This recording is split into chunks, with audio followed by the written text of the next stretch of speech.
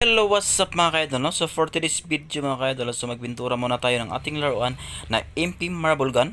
So ito po yung itsura yung una mga kaidol. So siyempre ang unahin natin mga kaidol, no? So titrahin natin yung Nippon Nox Spray Pillar Gray. So ayan na po siya, Spray Pillar Gray yan. So pipinturahin natin yan. Bubuuin natin ng pagpintura niya mga kaidol. At pagkatapos yan mga kaidol, titirahin natin ng vis. So ang ginamit yung vis para siyang light green.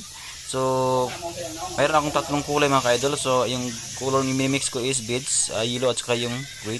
So, ang kinalabasan nito mga ka-idol is para siyang army green. So, ayun. So, by the way, ito nga pala yung painter natin mga ka-idol, no? So, si Jerry's work. So, si Jerry's work po kasi is isa po sa pinakamagaling na painters ng Dipolog City.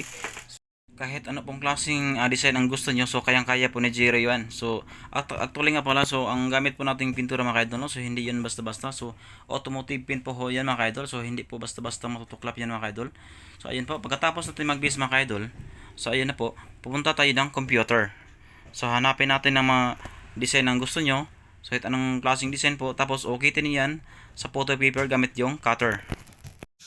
So ayun na po mga idol, ito na po yung mga pattern natin mga idol, no. So lahat pong pattern na makita niyo sa photo paper natin mga idol, so kanya-kanya na pong design ho mga idol. So depende na po sa inyo kung anong unahin niyo mga idol, no. So ayun po, i-spray natin yan. Pala yung color natin mga idol, so gumamit ako ng red at saka yung black, so parang magiging dark brown ang resulta niya mga idol. So ayan na po. So ayan, lahat ng design yan i-spray ko yan. So pagkatapos niyan mga idol, so siya nga pala, no, so shout out nga pala, no, sa nakatanggap po ng ating raffle. So congrats po sa iyo mga ka-idol, no. So ito na po yung unit, no. So pipinturahan natin yan muna mga ka-idol. So pagkatapos niyan idol is ihatid muna namin sa inyo bukas sa lugar sa Pulangko ng Pian. So dahil kayo po ang nanalo ng ating raffle, so ayun po.